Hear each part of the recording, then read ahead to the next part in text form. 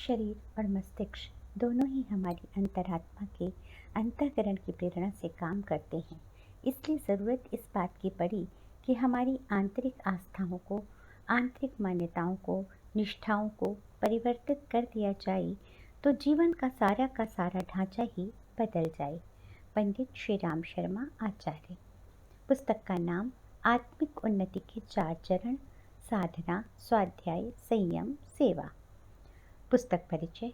हमारे जीवन में असंख्य समस्याएं आती हैं और हम हमेशा यही सोचते हैं कि उनका समाधान कैसे हो। समस्याओं और कठिन परिस्थितियों का समाधान खोजने के लिए हमें उनका स्रोत जानना होगा। इन सभी समस्याओं का स्रोत है हमारी आंतरिक स्थिति, हमारा दृष्टिकोण। हमारा दृष्टिकोण गलत होता है तो हमारे क्रियाकलाप गलत होते हैं। उसके परिणाम स्वरूप जो प्रतिक्रियाएं होती हैं, जो परिणाम सामने आते हैं, वे भयंकर, दुखदायी और कष्टकारक होते हैं। गलत इच्छाएं मन, गलत दृष्टिकोण मस्तिष्क, गलत क्रियाकलाप शरीर, दुखदायी प्रतिक्रियाएं अथवा कष्टकारक परिस्थितियां।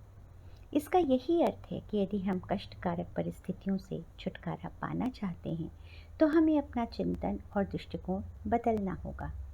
आपके समक्ष प्रस्तुत है एक अति लघु पुस्तक जो हमारी आत्मिक उन्नति के 4 आधार, साधना, स्वाध्याय, संयम, सेवा को विस्तार से समझाती है, क्योंकि मनुष्य के आंतरिक उत्थान, आंतरिक उत्कर्ष, आत्मिक विकास के लिए इनका परिष्कार आवश्यक है। यदि इनको हम जीवन में शामिल कर लें तो हम जीवन के सभी दुखों को दूर कर सकेंगे। इस लघु पुस्तक के पढ़ने से अंतःकरण में ज्ञान का प्रकाश भर जाता है, जो जीवन लक्ष्य प्राप्ति को सुगम बना देता है। पुस्तक के कुछ अंश। उपासना का अर्थ है भगवान पर विश्वास, भगवान की समीपता। भजन, नाम सुमिरन, जप, ध्यान करें, पर साथ साथ हम इस भगवान के नज़दीक आने की कोशिश करें। भगवान हमारे में समाविष्ट होते जाएं, अर्थात दोनों एक हो जाएं। एक होने से मतलब है कि दोनों की इच्छाएं, दोनों की गतिविधियां, दोनों की क्रिया पद्धति, दोनों के दृष्टिकोण एक जैसे रहें। उपासना का तात्पर्य अपनी मनोभूमि को इस लायक बनाना है कि हम भगवान के आज्ञानुवर्ती बन सकें। साधना का अर्थ है अपने गुण, कर्म, स्वभाव को साध लेना, अपना स्वभाव इस तरह का बना लेना जिसको हम मानवोचित कह सकें। इसके लिए आत्मनिरीक्षण आवश्यक है। अपने स्वभाव की कमियों को पहचान कर उन्हें सही करना ही आत्मविकास है। मन की मलिनता को धोने के लिए स्वाध्याय अति आवश्यक है। पुस्तकें सत्संगों से परोक्ष सत्संग का प्रभावी माध्यम है। दैनिक स्वाध्याय आध्यात्मिक विकास के लिए अत्यधिक आवश्यक है। स्वाध्याय से हमको प्रेरणा और मार्गदर्शन मिलता है।